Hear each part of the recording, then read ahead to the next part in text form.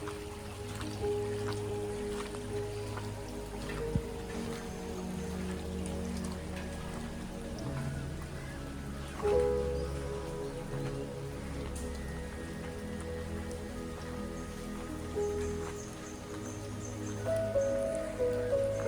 Konkan museum Ratnagiri.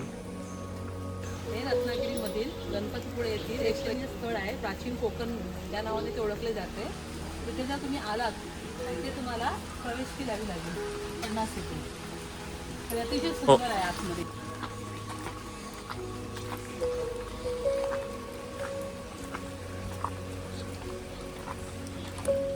नमस्कार, मी सेजल प्राचीन कोकणमध्ये स्वागत करते. कोकण टुरिझम डेव्हलपमेंट आणि रिसर्च सेंटर आमची संस्था आहे आणि या ठिकाणी आम्ही पर्यटनातून रोजगार निर्मिती हा विषय घेऊन आम्ही इथे काम करत आहोत. आपली संस्कृती निसर्गातून फुललेली आहे. पूर्वजांनी विविध वनस्पती किंवा प्राणी यांना दैवत्व बहाल करून त्यांच्याविषयीची कृतज्ञता व्यक्त केली आहे.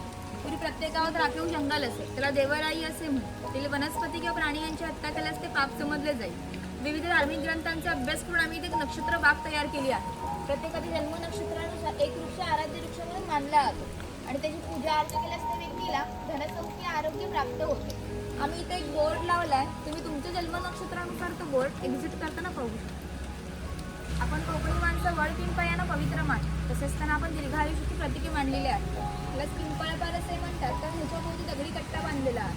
त्याला पार असे म्हणतात. हा पार सुमारे 400 वर्षापूर्वी बांधण्यात आला आणि हा जेव्हा बांधला गेला तेव्हा ते पिंपळाचं रोप लावण्यात आलं. म्हणजे हा पिंपळ सुद्धा 400 वर्षापूर्वीचा जुनाच आहे.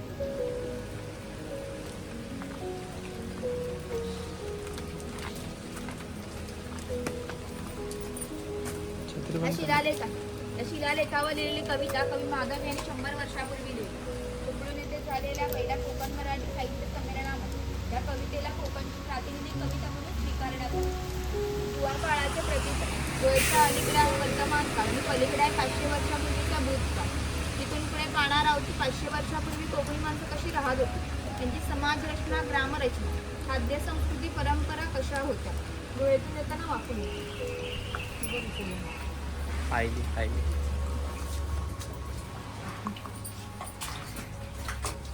वाकून ये ग. शिलाँगची आठवण आली ना.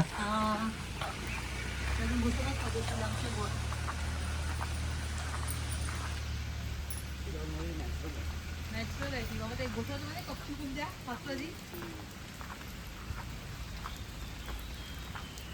पापी लोग इधर अटके का छत्री पकड़ते हुए.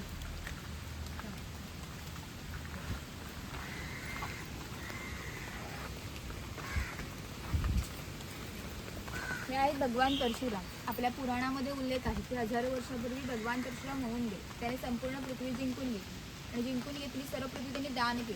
दान केलेली कोणतीही गोष्ट आपण स्वतःसाठी वापरत नाही, परंतु त्यांना राहण्यासाठी भूमी आवश्यक होती. आपण ज्या ठिकाणी उभे आहोत त्या ठिकाणी हजारो वर्षापूर्वी समुद्र होता. त्यांनी त्याशी युद्ध केले आणि त्याला 40 ते 50 किलोमीटर पाठीमागे ढकलले आणि या सुंदर कोकण प्रदेशची निर्मिती केली. या कोकण प्रदेशाला परशुराम भूमी असे म्हणतात. कोकणामध्ये लाल रंगाचा जांभा नावाचा दगड मिळतो. जांभ्या दगडाचा हा जो पक्का रोड बांधलेला आहे याला पाकाडी असे म्हणतात. पूर्वी सामान्यपणे अशा पाकाड्या ग्रामदेवतेकडे जाण्यासाठी बांधल्या जात असत. याच पाकाडीने आपण प्राचीन कोकणमधील ग्रामदेवतेकडे जाणार आहोत.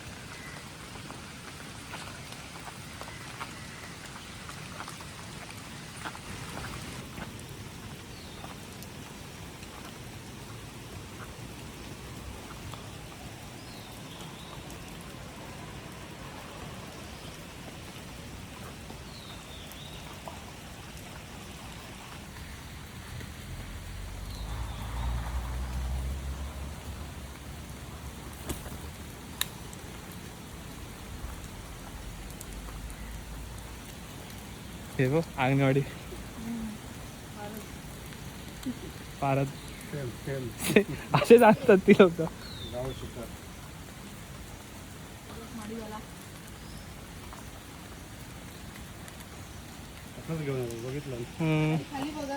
हो हो तू बघ.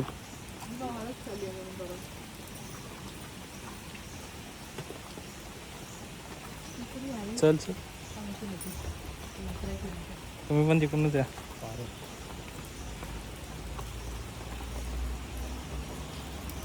तर ग्रामदेवतेचं मंदिर आहे. तिथली धार्मिक संस्था गाव नियंत्रित करत असते. गावातील गावकरी ते एकत्रित येत असतात. गावात जर दोन-तीनची भांडणे त्याला सगळ्या गावात एकत्र येऊन गावप्रमुख त्यासमोर न्यायदान करीत असते. गावातील सार्वजनिक कामं जशी की पाकाड्या बांधणे, लाकडी साकव बांधणे इत्यादी कामे कोणी व कोठे करायची या विषयाचा निर्णय गावकरी येथे बसूनच घेत असत. त्या देवीचं नाव आहे वाघजाई. हे नाव मी जाणीवपूर्वक ठेवलंय. असे म्हणतात की ज्या निसर्गामध्ये वाघ असतो तो निसर्ग समृद्ध असतो. 500 वर्षापूर्वीचा निसर्ग सुद्धा असा समृद्ध होता. त्याला आमच्या भावविश्वामध्ये दैवताचं स्थान होतं. पण कोकणी माणसं वड पिंपळ यांची पूजा करतो. म्हणजे आपण निसर्गपूजक माणसे आहोत. म्हणून देवीचे नाव सुद्धा प्रत्यक्ष निसर्गाचे संबंधित असेच ठेवले आहे, वाघजाई.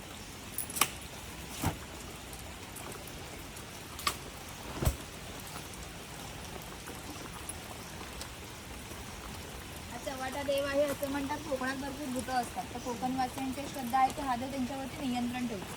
म्हणून त्याला शुंगाच्या वेळेस गाराने घातले जाते. त्यास पशुबळी सुद्धा दिले जातात. मी गिरगळ दाखवलंय वीर लोकांचे प्रतिकचिन्ह.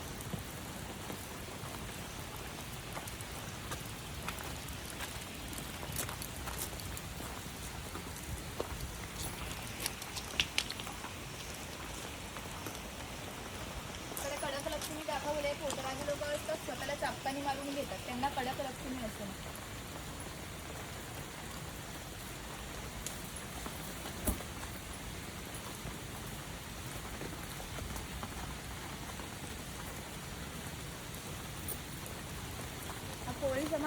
कोळी समाजाचे लोक समुद्राच्या इतक्या जवळ राहतात. समुद्राच्या भरतीचं पाणी तुमच्या घराला लागून जातं. एवढी छोटी होडी घेऊन लोक समुद्रामध्ये 8 ते 10 तास बरोबर मासेमारी करतात. कधी कधी समुद्राच्या उचलणाऱ्या लाटा त्यांच्या होडीपेक्षा मोठ्या असतात. तरी लोक कुशलतेने होडी वल्लावतात की पहाटेच्या वेळी घरी परत.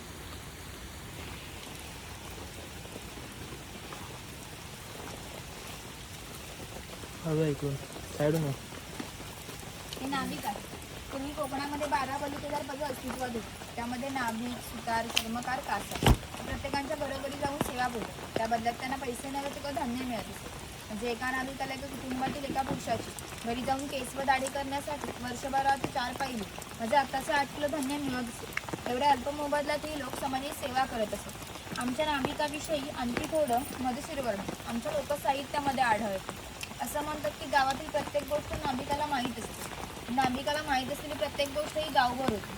तर तुम्ही आलात ती गोष्ट ज्या अर्थी आमच्या नाभिकाला समजली त्या अर्थी संपूर्ण गावाला समजली. तर संपूर्ण गाव तिच्या स्वागतासाठी उत्सुक आहे. त्याप्रमाणे पोतांच्या घरी जाऊ मग गाव फेरपटका म्हणतात.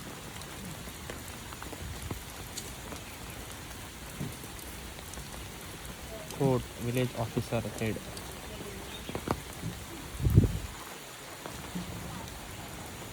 होत आहे. राज्य गावाचे थेट प्रतिनिधी म्हणजे होत. धार्मिक व राजकीय बाबतीत पहिला मान होताचा असेल. होत गावचा प्रमुख असेल. गावात न्यायदान करणे, महसूल गोळा करणे, कायदा व सुव्यवस्था सांभाळणे इत्यादी कामे कोतांची असतात. कोतांची बायको आहे. कोकणी स्त्रिया सुंदरही होती, शिवराई होत्या. परंतु त्यांना स्वातंत्र्य नव्हतं. माझगाराचा उंबरठा ही त्यांच्यासाठी मर्यादा होती. ती कोतांची 2 मुले आहेत. ते आपल्या परंपरागत संस्था ठेवत आहेत. आपल्या महाभारतात धर्मराज व दुर्योधन यांच्यामुळे दीड या नावाने खेळला जातो. हत्तीलांची कासे असतात, शंखांच्या कवड्या असतात. त्याला आपण विशिष्ट प्रकारचे धान मागितले आहेत. त्याचप्रमाणे कोणत्या पुढेमध्ये सरकवून हा खेळ खेळला जातो. जर खेळणारे कसुरी असतील तर हा खेळ 1 ते 2 रात्र सहज रंगात येतो. इतका मजेशीर खेळ आहे. घराची रचना पहा. खोज्या उंचवट्यावर बसत त्याला ओटी असे म्हणतात. गावातील मान्यवर लोक ओटीवर बसत. समोर आहे पडवी. सर्वसामान्यांनी पडवीला बसायची. पोताच्या उजव्या बाजूला देवघर, डाव्या बाजूला स्वयंपाकघर, छोट्या पाठीमागे माजघर, पूर्वीची बेड. घरासमोर अंगण आहे. अंगणात तुळस. तिकडे काही अडचितांचे प्रकार गाव.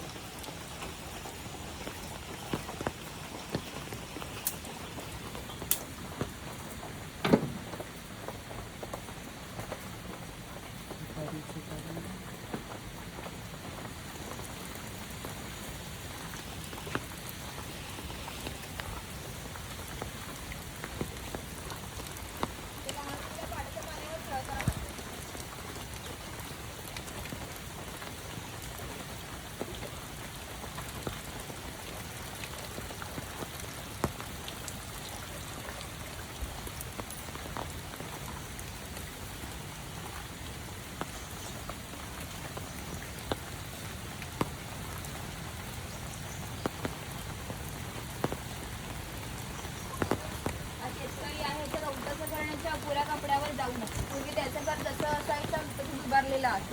तिकडे तुम्ही स्त्रीला टिचका असे म्हणतात. पेटकी ठेवली आहे. पूर्वी घरामध्ये लायटर किंवा मातीच नव्हती. त्यामुळे शेतकऱ्याच्या बायकोला स्वयंपाक करायचा असेल तेव्हा तेथील 2-3 निकाले घेऊन स्वयंपाकरी चूल पेटवीत असते. ही खोयनी आहे. तिथे आपण मासे पकडण्यासाठी गेलो आहोत. ते खाली वेलिण्यामध्ये पाण्यात ठेवली आहेत. तिचे अंतर्गत प्रश्न असे आहे की दात गेलेला मासा बाहेर पडत नाही. ही शेतकऱ्याची बायको आहे, शेतकऱ्याची मुलगी आहे. हे उचला तिचा आपण कपडे सुकत घालण्यासाठी केला आणि घरामध्ये गौरी गणपती सण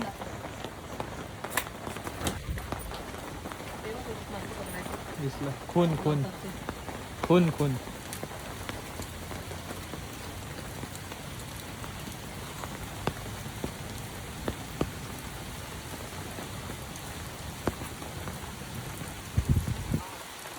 कुंभार आणि गावातील माती संबंधित सर्व कामे कुंभार करतो. गणपतीला सणाला लागण्याची गणपती तयार करा, उन्हाळ्याला मातीची मडकी तयार करा, दिवाळीच्या वेळेला पंत्या तयार करून त्या घरोघरी पोहोचवण्याचे काम कुंभार करते. सफेद रंगाचे मडके आहे ते माडी काढण्याचे मडके आहे. कोकणामध्ये नारळाचे झाड फार मोठ्या प्रमाणात असतं. त्याला नारळ येण्याची पोळ येते. त्या पोळीला आडवा काप दिला जातो. त्याच्या बाजूने विशिष्ट झाडेपाला लावला जातो. झाडेपाला आतील माडी शोषून घेते. त्यांच्या मिळणारी माडी मडक्या वरच्यावर लावून त्यामध्ये साठवली जाते. काळाच्या ओघात 12 बोलीकरांचा व्यवसाय नष्ट झाला. माडी काढण्याचा व्यवसाय अजूनही व्यवस्थित चालू आहे.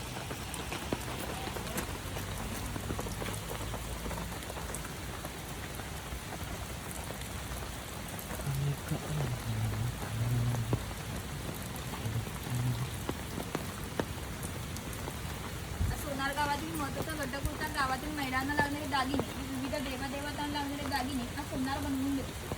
ते यापासून कलाकुसरीमुळे त्याच्या दागिन्यांना जगभर मागणी होती. शिमगा, नवरात्र व अन्य वेळी ग्रामदेवतांना दागिने घालण्याचा मान सोनाराचा असतो.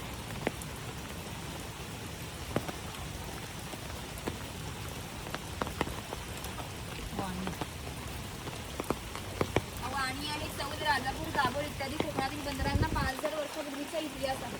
या बंदरांमधूनच निर्यात होणाऱ्या वस्तूंमध्ये हस्तकौशल्याच्या वस्तू, तलम, कापड, अस्थिजंती वस्तू, शंख, शिंपले इत्यादी वस्तूंची निर्यात वाणी करत असते.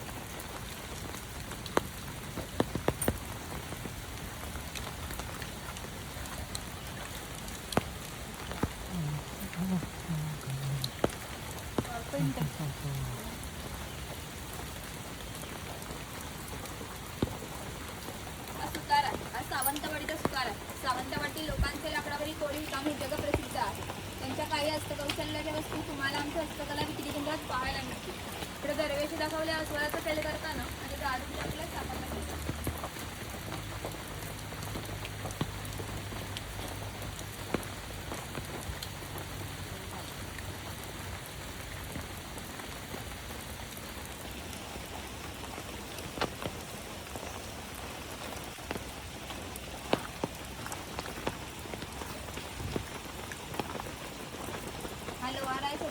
लोखंडी अवजारे बनवून देण्याचं काम लोहार करते. 500 वर्षापूर्वी कोकणाची राजकीय परिस्थिती अस्थिर होती आणि बरेचसे लोक सैन्यामध्ये असत. त्यांना लागणाऱ्या लोखंडी ढाली व तलवारी बनवून देण्याचं काम लोहार करीत असत. त्याचे वैशिष्ट्य म्हणजे अजूनही कोकणातील मराठा व कोट त्यांच्याकडे काहीशे वर्षापूर्वीच्या जुन्या तलवारी आहेत. त्यांना अजूनही गंज आलेली नाही. दर दसऱ्याला त्यांची पूजा केली जाते.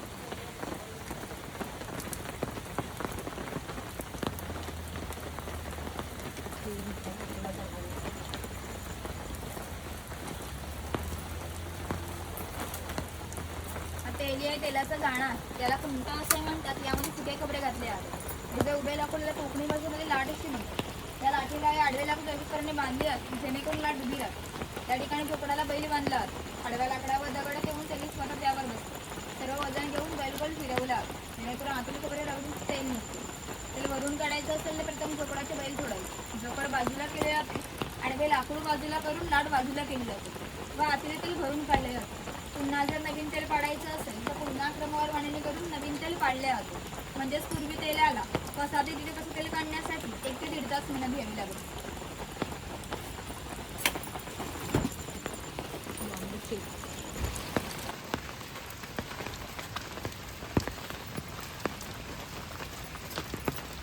हा बुरुड आहे. बांबूच्या वस्तू बनवून देण्याचं काम बुरुड करीत असते. ही स्तूप आहे. फुलांची पडे रोवळी आहे. तिचा आपण धान्य धुण्यासाठी किंवा आजही धार्मिक करत केला जातो. जेव्हा आपल्याकडे शुभ कार्य असतं तेव्हा घरातील कुमारिका किंवा सौभाग्यवती स्त्रिया त्या रोळीत दिवा ठेवून त्या हातात घेऊन उभ्या असतात. शुभ कार्य पार पाडण्यापूर्वी या रोळीतील दिवा विजळाचा अशुभ मानले जाते.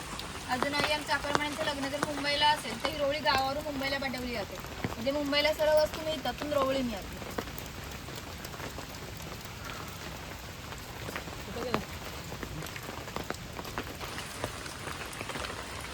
चल.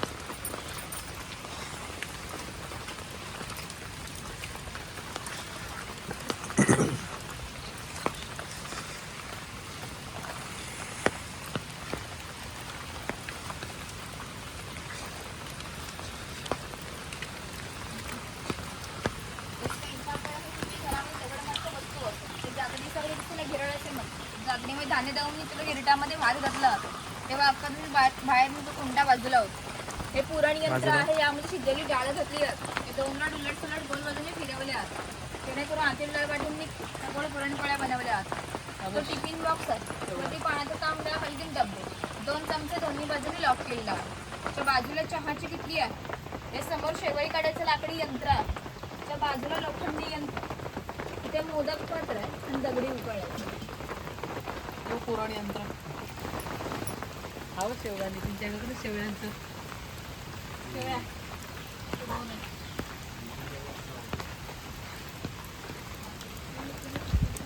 बघा असे मावरा मावरा मावरा बोलतात बांगड्या. गावठी लोक काय मावरा आणला कासार आहे. मग सांगितल्याप्रमाणे बाणाबोलीतर लोकांच्या घरोघर जाऊन सेवा पुरवत ते कासार मुलीच्या घरी आला.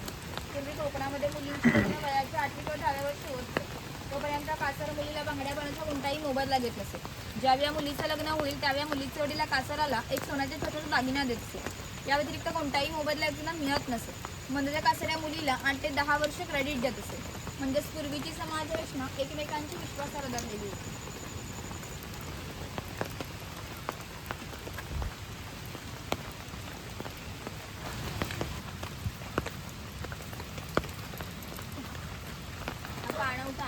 गावादेवतानंतर पाणवता हे आमचं सेटमूळ ठिकाण आहे की सगळा गाव एकत्र येतो. लहान मुलं मासेमारी अंघोळ करण्यासाठी येत या पाणी भरण्यासाठी ते कपड्या धुण्यासाठी येत आणि गिराकांसारखे व्यवसायिक गिरांना पाणी पाजण्यासाठी येत.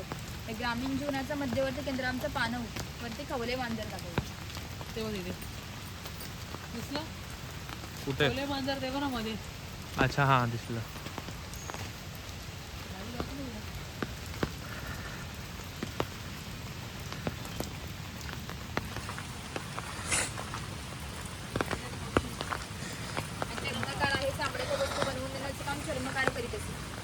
एक जोडीला प्रसंग सांगतो 500 वर्षापूर्वी घडला होता.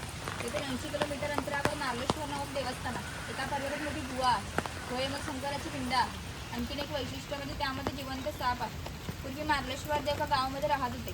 हे लोक वाईट मार्गाने वागू लागले. त्यामुळे शंकरांचं काहीतरी कमी होऊ लागले. शंकराने मान्य होणे शक्य नव्हतं म्हणून त्यांनी गाव सोडून जाण्याचा निर्णय घेतला. मकर संक्रांतीच्या आदल्या रात्री गावाच्या बाहेर पडले. गावाबाहेर चर्मकाराचे घर होते. चर्मकार गरीब श्रद्धाळू व नीतिवान होते. शंकराने कोणत्याही जातीबद्दल विचार न करता चर्मकाराला मशाल दाखवण्याची विनंती केली. चर्मकाराने सुद्धा आदिदेवभव समजून मशाल दाखवण्यास सुरुवात केली. आज ज्या ठिकाणी मार्लेश्वर आहे त्या ठिकाणी जाऊन शंकराने आपले रूप प्रकट केले. त्या चर्मकाराला दर्शन दिले आणि सांगितले की यापुढे मी याच ठिकाणी राहणार. या गोष्टीला जवळजवळ 500 वर्ष होऊन गेली. दरवर्षी मकर संक्रांतीच्या आदल्या रात्री शंकराची मूळ गावातून पालखी निघते. तिला मशाला दाखवण्याचं काम चर्मकाराचाच वंशज करतो. म्हणजेच मार्लेश्वर असं देवस्थान आहे तिथे कोणत्याही प्रकारचं जातीभेद मानलं जातं.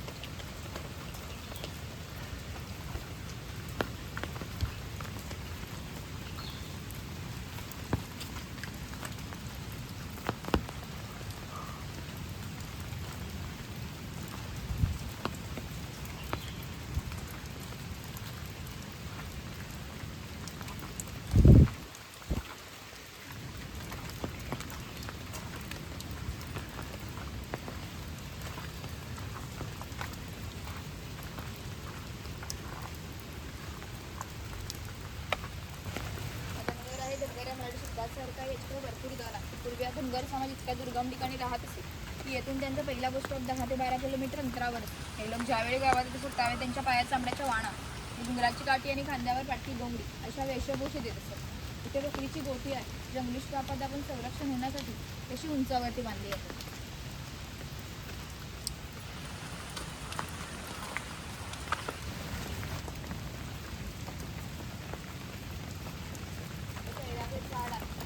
लाल रंगाच्या खोडापासून कात तयार केलं आहे. पानामध्ये कातपट्टी आहे. हे जे खैराचं झाड तोडले त्याच्या आतील भागांतून तुकडे केले जातात. तुकडे पहिल्या 4 मडक्यामध्ये पाण्यामध्ये उकळवले जातात आणि जो लाल रंगाचा पाक तयार होतो तो 5व्या मडक्यामध्ये विशिष्ट तापमानामध्ये उकळवला जातो. तो पाक सावलीत सुपात घालून त्याच्या वड्या पाडल्या जातात आणि कात तयार होण्याच्या प्रक्रियेला 3 ते 4 महिने लागतात. तिकडे शॉप आहे, शॉपमध्ये काय खरेदी करण्याचं करू शकता आणि शॉपमधून पुढे जायचं राष्ट्रवान शंकर प्रदर्शन आहे, तिथूनच खाली एक्झिट आहे, तिथे गाईड वेगळा करून टाकले.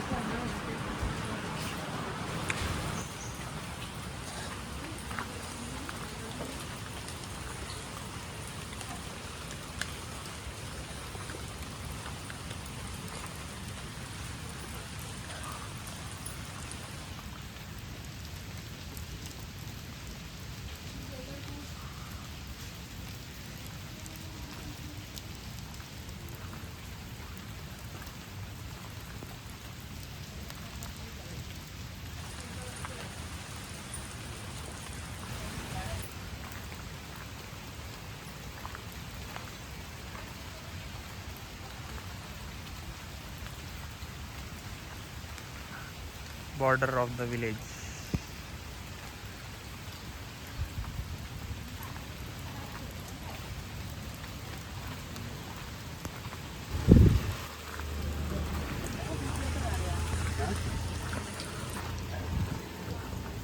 सागवान. मग कसं वाटलं? मस्त, मला तर आवडला. छान, एकदम छान. नक्की येऊन तुम्ही इथे भेट द्या.